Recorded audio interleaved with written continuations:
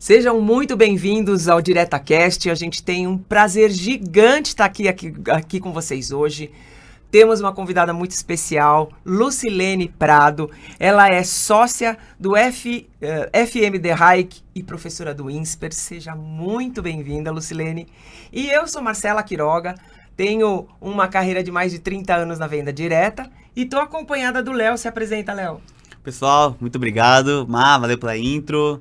Prazer estar com você aqui, Lucilene, começando a conversar com o Brasil inteiro de uma forma muito mais acessível, levar esse conhecimento e muita experiência que você tem, e a gente quer levar isso para o Brasil inteiro para mostrar que não é uma barreira de entrada tão grande assim para entrar na venda direta, e qualquer segmento pode fazer isso. Então, muito obrigado, é um prazer estar com você. Sejam muito bem-vindos ao melhor e maior podcast da venda direta no Brasil. Aê, ficou chique isso aí, né, Lucilene? E esse papo gostoso vai ser para exatamente os empresários e empreendedores que estão nos assistindo e pensam em multicanalidade, já têm o seu negócio e querem colocar eles em outros modelos de negócio, ou aquele novo entrante que fala, meu Deus, eu preciso conquistar o mundo, eu tenho o sonho da minha marca, chegar em vários lares, mas não sei como. Então, esse é o objetivo da nossa conversa. E nada melhor do que falar da Lucilene pela boca da Lucilene. Então, eu queria que você começasse contando quem é a Lucilene e a sua trajetória nessa venda direta. Muito legal, muito obrigada, Marcela. São muitos anos, né, que a gente já se conhece. A gente não vai falar quantos anos aqui, para não revelar as nossas idades, né? Léo, muito prazer em conhecê-lo nessa jornada. Eu tenho um carinho muito especial pela venda direta. Eu já atuo na venda direta há 22 anos, pouco menos que você. Comecei essa trajetória na Natura, como executiva da Natura.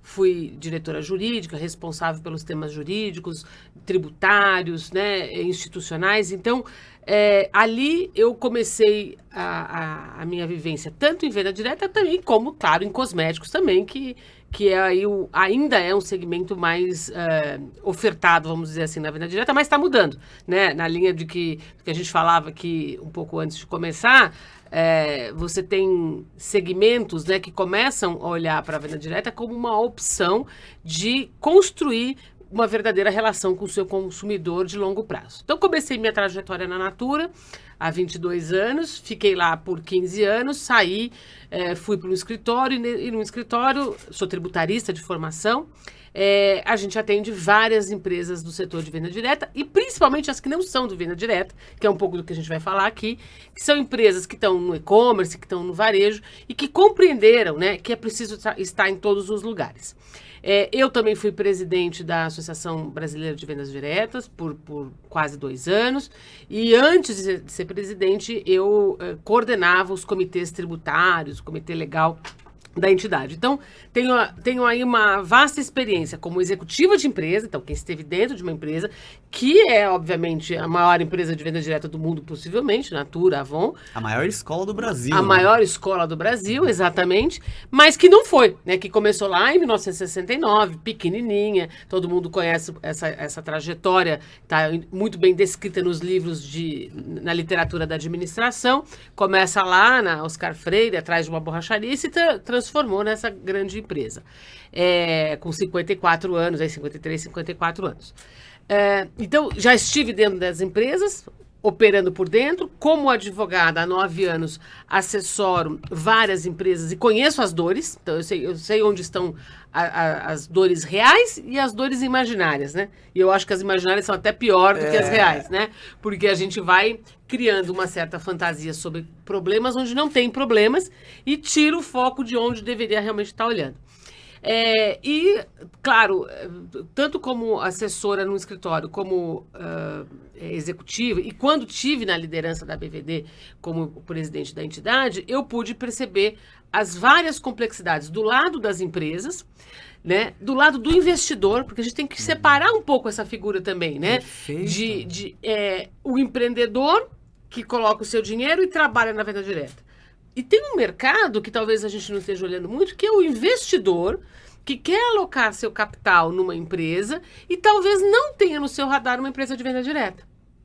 Talvez ele tenha no seu radar uma empresa de varejo, uma empresa de e-commerce, né? Mas ele não tem isso muito no seu radar. Então, porque é muito diferente você ser o investidor, que vai apostar e vai exigir governança e vai exigir disciplina de execução da estratégia, de você ser um empreendedor que, claro, vai ter disciplina, vai construir a estratégia, mas você se mistura dentro da operação. Perfeito. Então, são papéis diferentes e eu sempre tenho observado que eu vejo pouca gente como um papel de investidor. Fala, Léo, você quer ter uma empresa de venda direta? Vou investir, vou ter 10% da tua empresa, tá aqui nosso acordo de acionistas, tá aqui o que eu espero dos resultados e vou investir. Talvez este seja um caminho de ampliar a venda direta, não só pela alocação do seu recurso direto, mas pela sua capacidade de construir um negócio com disciplina, com estratégia, com segurança jurídica, que vai te permitir captar investidores. Então, essa é um pouco a leitura que eu faço hoje do mercado. Quer dizer, precisa entrar o capital que não seja só o capital do empreendedor. Perfeito. E aí, Lucilene, é uma delícia falar com você, porque parece simples. Algo que, você bem falou, né, no imaginário do empreendedor é um emaranhado. Mas eu acho que tem pontos bem relevantes que a gente fala nesse imaginário. Um deles é o ponto tributário, o outro é o trabalhista e o outro é o desenrolar do modelo do negócio. Eu queria falar com você nesses 3 aspectos. Eu sei que tem um mundo aí, a gente teria que ter 25 podcasts, né? Mas que a gente começasse, então, meio falando sobre esses 3 pilares. Muito bom. Eu acho que você trouxe aqui sobre a abordagem institucional, jurídica e financeira, você trouxe os 3 pilares mais importantes. Eu vou inverter um pouquinho e vou começar de modelo de negócio. Boa. Porque dele desencadeia, né, os outros 2 pilares. A venda direta ela pode operar no seu desenho de canal com várias modalidades, né? Eu posso ter uma modalidade onde eu tenho aqui um grupo, uma liderança interna da empresa que vai construir um canal de vendas, vai recrutar pessoas, vai selecionar, vai entender quem é o melhor perfil para vender qual tipo de produto, qual é o melhor perfil para vender em qual região, e que a gente chama de canal mononível. Nós temos os canais biníveis, né, onde você tem a liderança da empresa, mas você tem pessoas dentro desse canal que já começam a se destacar com uma veia empreendedora ainda maior e que são pessoas capazes de formar uma certa rede. A gente chama isso de modelo binível. E a gente tem o famoso modelo multinível, onde você cria, de fato, uma rede onde pessoas ganham por recrutar outras pessoas e formar grupos e ganham por comprarem e revenderem os produtos ou por intermediarem vendas, né? Seja lá qual for o modelo que você está adotando. Bom, são 3 modelos muito bons. Alguém vai me dizer, mas qual que é o melhor? Depende. Depende da extensão geográfica que você quer atuar, depende do tipo de produto com o qual você vai atuar e depende também do ritmo de crescimento que você quer impor no seu canal de vendas e na sua operação. Então, a solução para a escolha, né, o caminho para escolher qual é o melhor formato, ele tem que estar, é um caminho que tem que estar subordinado à sua estratégia de operação e crescimento. Não, eu tenho aqui uma gama de produtos que eu quero expandir regionalmente muito rápido, né? Eu tenho capital para isso, eu tenho capital para investir na força de vendas, então eu vou para o multinível. Por que não? Né? Vou identificar quem são as grandes lideranças de multinível no Brasil e vou convidá-los a conhecer a marca, conhecer a proposta de valor, para que eles levem isso para as suas redes e vão descendo para as suas redes. Não, eu tenho uma ambição um pouco mais moderada, eu quero começar regionalmente, minha marca já é regional e o que eu quero é fortalecimento da marca regional, começa com o mononível ou com o binível e vai percorrendo o caminho. O que é o importante aqui? O importante é a distinção entre o que são os modelos multiníveis das chamadas pirâmides. É isso que deve preocupar os empresários, os empreendedores, os investidores, né? As pessoas que vão entrar para a rede e os consumidores no final do dia. Porque ao longo... Desculpa te interromper, mas essa é uma dúvida que inclusive eu tenho. Porque parece que há uma linha tênue entre o que é pirâmide e o que é multinível. E talvez para quem não tá nesse mercado, tá olhando de fora, tem uma dúvida de falar como que isso não é pirâmide. Então, como você pode distinguir juridicamente o que é pirâmide do que não é pirâmide nesse modelo multinível, que você entra nesse modelo de negócio? Muito boa pergunta. Onde está a distinção? A distinção está em 2 coisas. Primeiro, as falsas promessas. Não existe almoço grátis. Não tem caminho curto. o caminho de você construir uma rede de venda direta é longo, árduo, é difícil. Não vamos mentir para ninguém porque é. Então, a falsa promessa de que você, Léo, você quer ser um líder, né, de multinível e formar uma rede e você vai ganhar muito dinheiro, você vai ganhar R$1 milhão por ano. Vai viajar para Dubai. Vai viajar para Dubai, vai ter Ferrari. Essas falsas promessas, afastem-se disso. Não existe esse caminho. Perfeito. Né? O segundo caminho é o caminho que é o desenho do negócio. Léo, você quer construir uma rede? Ótimo, você vai construir a rede, eu vou te dar toda a condição de construir uma rede. Mas você também tem que ser um revendedor. A sua remuneração não pode vir só de construir rede e você ganhar em cima do que todo mundo opera. Porque senão no final do dia ninguém está vendendo mais, só está construindo rede, só está trazendo gente para a rede. Ô, Mar, você fala isso, a venda direta como o principal pilar, a venda por relacionamento, tem um produto de qualidade por trás. Onde é que está o produto nessa aquisição infinita de pessoas somente? Fica Exatamente. numa promessa, e a Lucilene falou um ponto muito importante, fica numa promessa, inclusive, do imaginário que vai ser fácil e do imaginário que não tem trabalho, é no seu momento livre. Exatamente. Tem muito trabalho. Você pegou um ponto importante. A venda direta é uma atividade de complemento de renda. Ou para o seu momento livre. Ou se você está desempregado. Não, gente. Eu acho que a primeira coisa é encarar a venda direta como um caminho empreendedor. Perfeito. Como uma escolha. Eu posso escolher montar uma loja no shopping center, comprar uma franquia de uma determinada marca, ou posso escolher vender vários produtos, construir minha rede de relacionamento para fazer isso. Então, isso demanda estratégia, isso demanda tempo, isso demanda disciplina. Essas três coisas. Então, voltando à pergunta do Léo, a resposta é, para não ser pirâmide, eu primeiro tenho que me comprometer com um produto, tenho que ter um produto. Quando a gente lembra dos casos de pirâmide que aconteceram na década passada, casos que foram até pauta de CPI, eu me lembro, eu era presidente da Associação de Venda Direta e fui representar o setor numa CPI das pirâmides lá em Brasília, onde exatamente isso, não tinha um produto, né? Você tinha lá, compre uma rede de voz. Como que rede de voz? Não é tangível, né?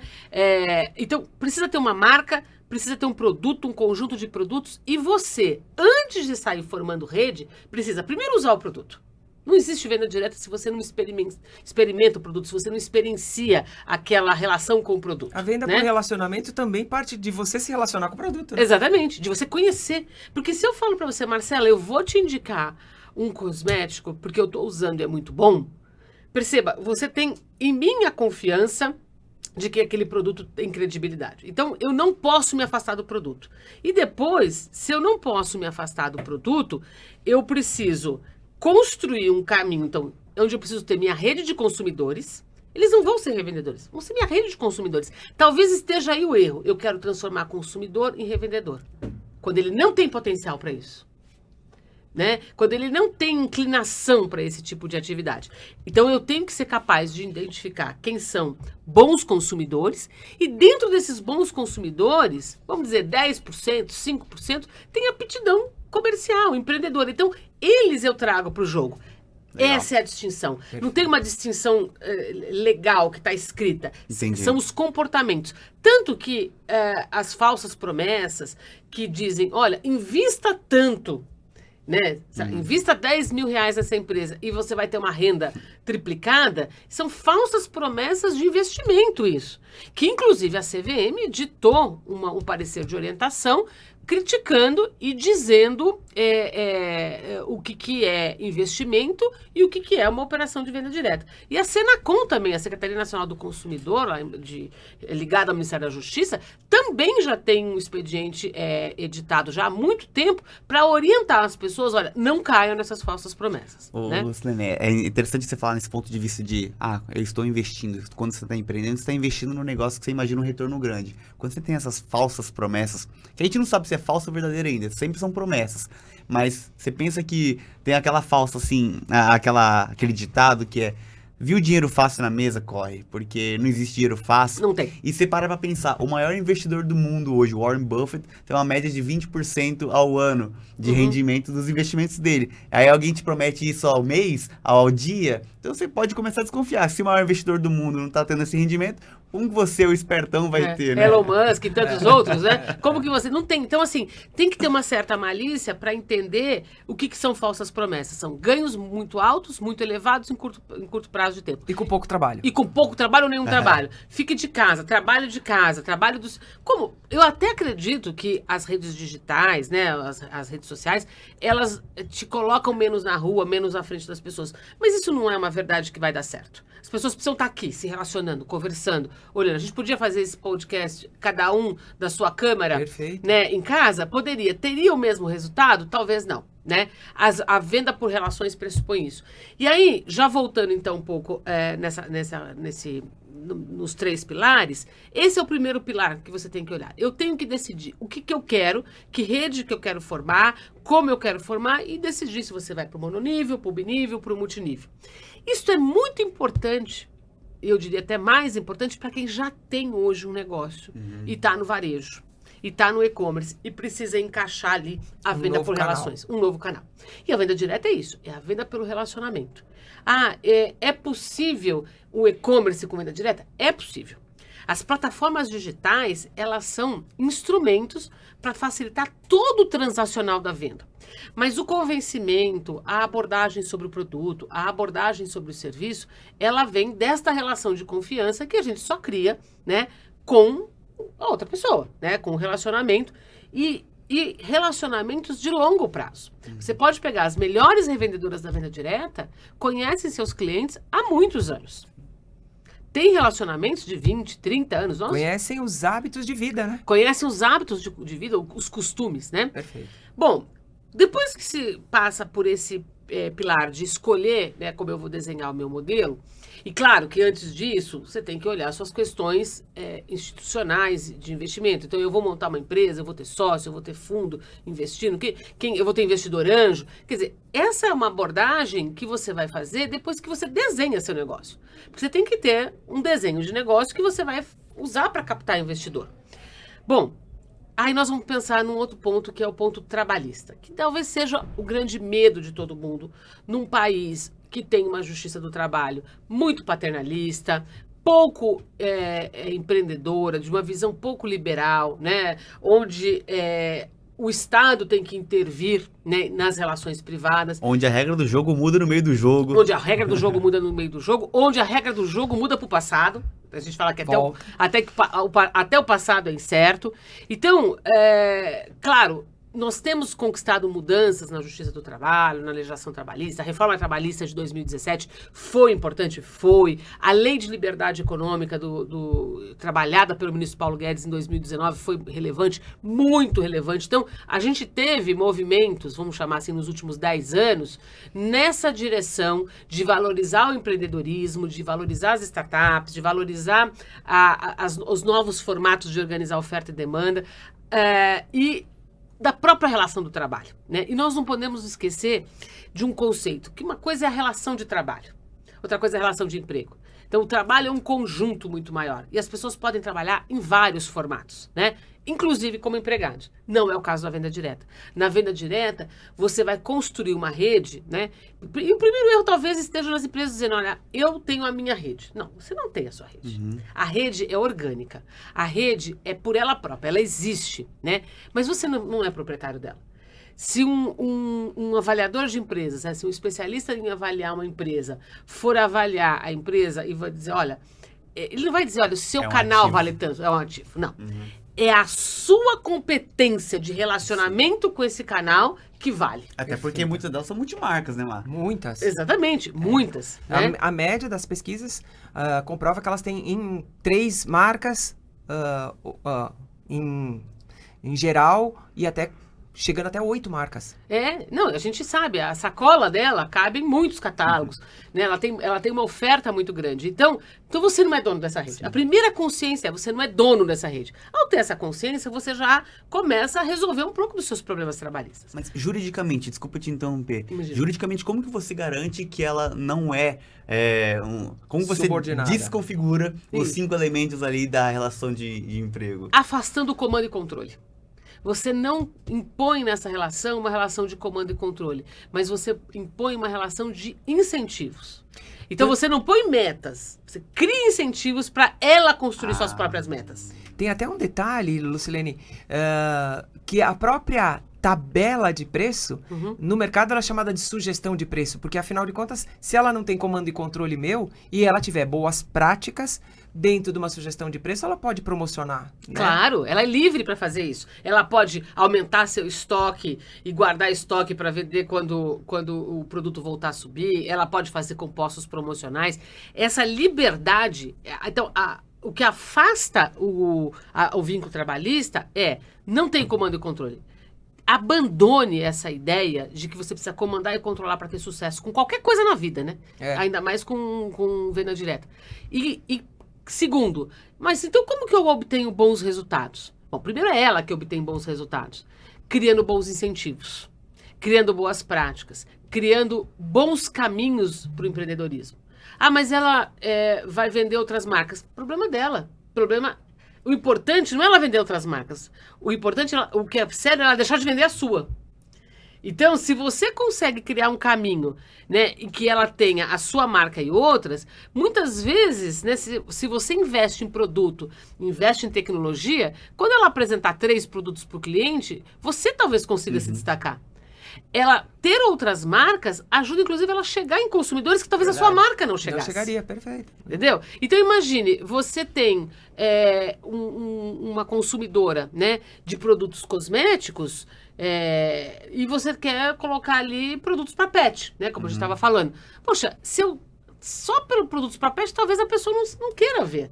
Mas quando você chega com os produtos de cosméticos, você fala, olha, eu também tenho aqui uma opção para o seu cachorro, porque eu estou vendendo essa marca, estou vendendo esses produtos, você já entrou, você entrou dentro da casa desse consumidor no sentido mais amplo, né? A gente até fala que na venda direta tem a característica da última milha, né? Esse relacionamento de última milha, eu escaneio você, o seu comportamento de vida. Eu já vejo que você tem filhos, já vejo que você tem pet, já vejo que você consome tais revistas. E aí o leque abre para quem é empreendedora já fazer as boas ofertas, né? Exatamente. Ô, Lucilene, desculpa te interromper novamente, mas eu fiquei com uma dúvida que pode ser a dúvida de outras pessoas também que são novos entrantes nesse mercado. Como que é um contrato de uma marca, de uma empresa com uma consultora, uma revendedora? Ela tem que ser MEI? Ela não precisa ser MEI? Ou não tem nenhum contrato? Ela simplesmente compra o produto e ela entra como um consumidora final, talvez na relação jurídica com a marca? Você sabe, sim, eu poderia resumir assim, qual é o principal erro de quem está entrando, quem está no início ainda dessa jornada da venda direta, juridicamente falando, com as suas consultoras ou revendedoras? O principal erro é não formalizar essa relação, é não ter um contrato. Qual o contrato? É um contrato de compra e revenda? Então, é um contrato de compra e revenda. Você é um atacadista e está vendendo para alguém. Porque uma coisa que é importante, um revendedor autônomo, pessoa física, ele é um varejista. Só que ele é um varejista sem estabelecimento fixo. Mas ele é um varejista. Então, a primeira coisa que você precisa ter é um contrato simples, de uma página. Precisa ser MEI, a consultora ou a revendedora? Então, não precisa. A revendedora não precisa. Se ela vai comprar e revender, ela não precisa ser MEI.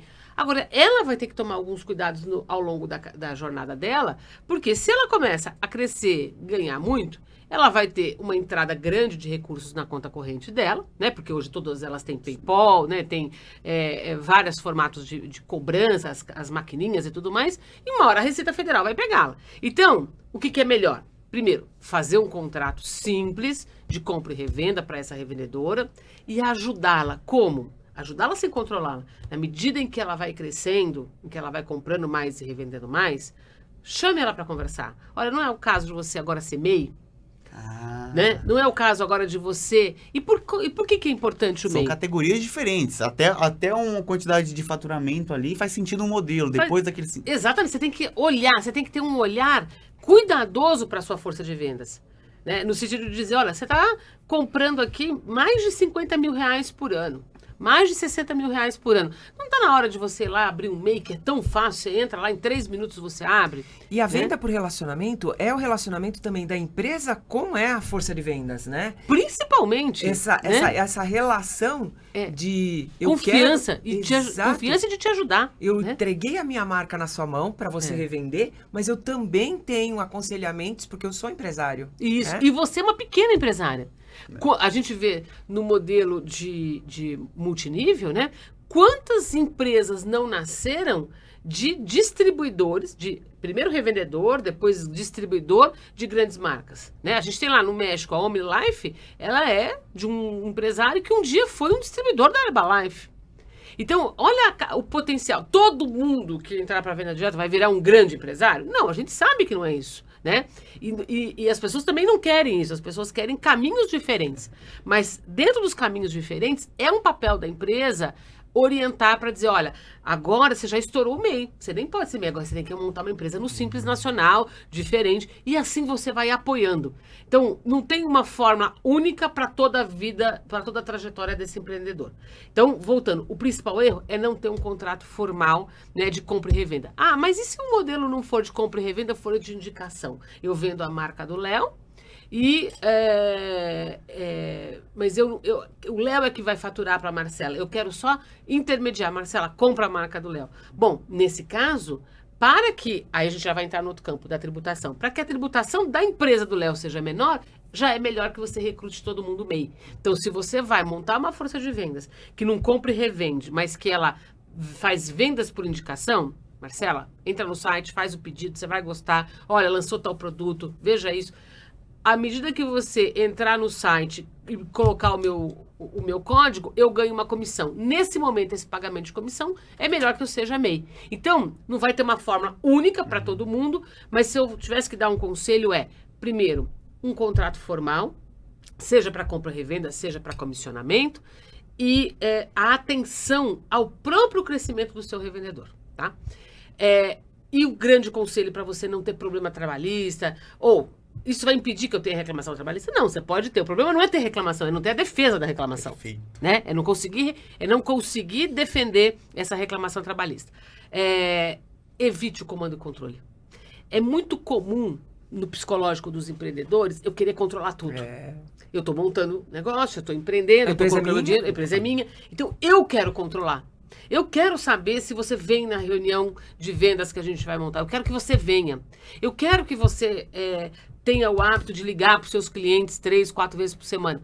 Na medida em que eu quero colocar como você vai executar o seu negócio, pronto, eu estou numa relação trabalhista. A partir do momento que eu digo, olha, está aqui um plano de negócio, está aqui as ferramentas, está aqui o sistema, está aqui o produto, está aqui algumas dicas, está aqui... Crie metas para você, crie objetivos para você.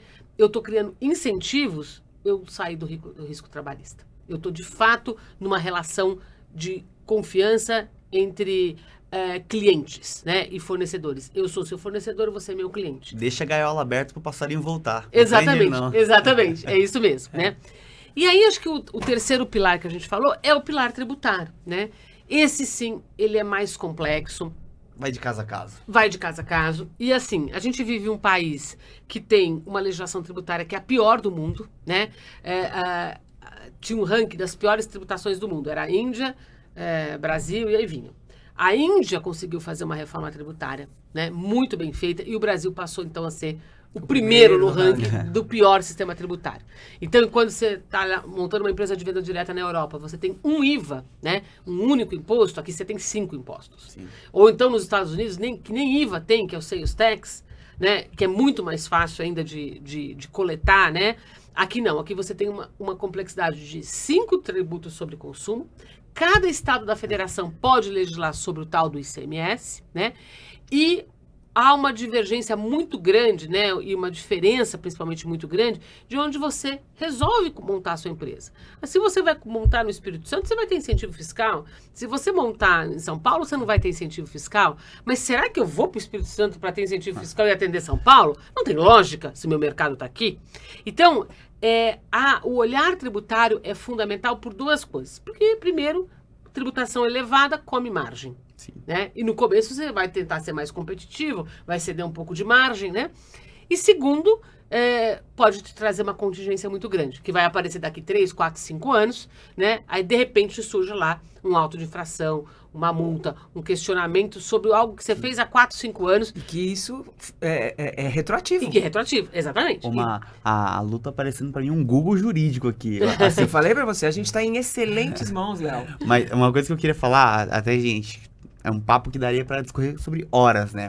Mas infelizmente a gente tem que ir caminhando ali pro final. Já, ô Lu, eu não quero te interromper abruptamente, mas uma coisa que eu tô identificando, pelo menos, eu olhando agora tô aprendendo aqui com a Marcela, com você também sobre a venda direta, eu como novo entrante, e para mim ficou muito claro uma coisa, Lu, eu queria que você confirmasse para mim, até pode dizer um jabazinho seu, porque é o seguinte, antes de pensar em entrar na venda direta, pense em como estruturar, não só a operação, mas o jurídico. Consulta um advogado. E eu queria pegar exatamente para o empreendedor que está começando agora, ele fica tão preocupado no produto, na operação, e esse respaldo que ele precisa, até para as decisões depois operacionais, ele é muito importante. Então, como o Léo estava falando, a gente gostaria muito de você falar sobre os apoios que ele pode ter até antes de começar.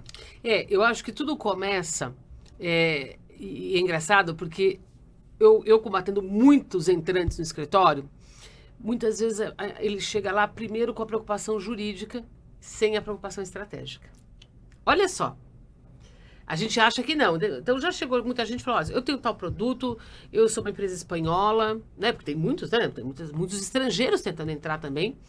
E ouvi dizer que o problema trabalhista no Brasil é muito sério, que o problema tributário é muito sério, então eu quero saber tudo, os do's e os don'ts, tudo que eu preciso fazer e não posso fazer. Eu falo, você tem toda a razão, mas do's e don'ts eu vou dar a partir da sua estratégia, do seu plano de negócios. Então a primeira coisa, faça um plano de negócios, com os economics desse plano de negócios muito bem desenhados, né? Os financials muito bem desenhados. Então, o que é receita para mim? Qual é o tipo de margem que eu preciso ter? Onde eu quero atuar? Detalhe o plano de negócios na maior granularidade que você puder fazer. Aí você procura, aí você pode me procurar. E aí, sim, a gente vai ter lá condições de te ajudar. Olha, você quer começar, então, pelo estado de São Paulo? Então, vamos ver aqui o que você precisa fazer, preocupações trabalhistas que você tem que ter nesse estado, que preocupações tributárias, de onde você vai comprar, quem que é o seu fornecedor, você vai importar, você não vai importar. Mas eu diria o seguinte, tem que começar desenhando um bom plano de negócios, para que esse plano de negócios seja olhado pelos advogados e dito, olha, isso aqui não é preocupação para agora, isso aqui é preocupação para daqui 4, 5 anos pelo seu plano de negócio, você só vai para o Nordeste daqui 4, 5 anos. Então isso aqui vamos deixar no parque lógico, que você não vai precisar, né, olhar agora. Não, você vai importar uma parte dos seus produtos, isso é um problema. Então vamos olhar para isso agora. Então eu diria que esse é o caminho. Esse é o conselho que eu dou. Gaste mais tempo planejando o seu negócio, fazendo um bom business case, um bom planejamento. E depois você vai olhar a estruturação jurídica, a estruturação contábil, né, e dar um formato para o seu negócio. Eu ia perguntar quais seriam as recomendações, mas você já deu inúmeras recomendações. Então eu queria encerrar a nossa conversa, que se deixar, a gente vai até amanhã, mas eu queria deixar uma mensagem, apesar de termos tantas circunstâncias, tantas variáveis, eu queria perguntar para você, é viável a venda direta? Um empreendedor que está começando pode olhar para a venda direta com paixão? É viável. Pode olhar com paixão, e como tudo que a gente vai fazer, a gente precisa ter estratégia e disciplina. Aqui talvez exija um pouco mais, porque você não está lidando só com pessoas jurídicas, você está lidando com uma massa de consumidores, muita gente, e de revendedores. Então isso talvez tenha que pôr mais esforço na execução dessa estratégia. Mas é viável. Eu acho que o mundo caminha para duas coisas. Eu quero ter a facilidade do digital, óbvio que eu quero, mas eu não posso perder a relação. Perfeito. Porque na medida em que eu perco essa capacidade de relacionamento, eu estou me automatizando, né? A compra de um produto não pode ser alguma coisa que é tão automática assim. Eu preciso ver na escolha de vamos imaginar o seguinte, né? Um artigo de decoração para minha casa. Eu já atendi uma empresa, né, dessa área de utensílios domésticos entrando na área de venda direta. Quando você vai escolher uma coisa para colocar na sua casa, bacana, é porque aquele espaço é da sua casa.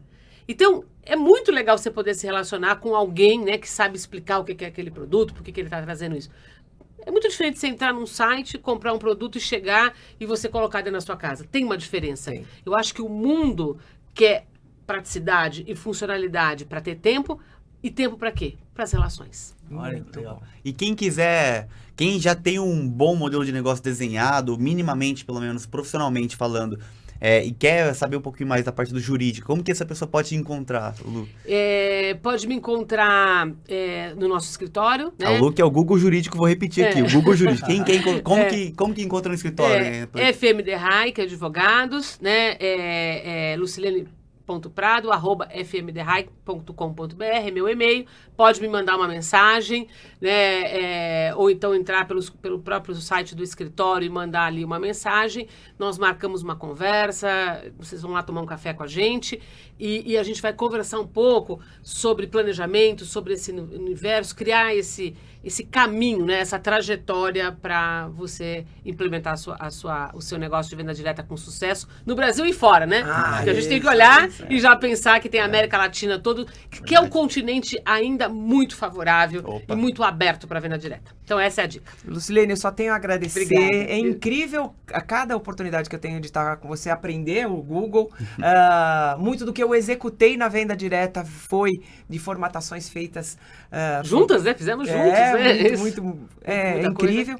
E eu queria agradecer o Léo pela confiança de estar conosco aqui e dizer para você que está nos assistindo, o DiretaCast é o primeiro e maior podcast sobre o assunto da venda direta, que é um modelo de negócio viável, encantador, por relações que fazem isso ser duradouro. E você pode ter várias dúvidas e queira saber sobre pessoas que executaram, pessoas que formataram, pessoas que passaram na pele muitos dessas experiências. Então acompanhe a gente, que todos os podcasts a gente vai trazer informação para você. Muito obrigado, Lucilene. Obrigado, valeu. Aí imagina uma vinhetinha já.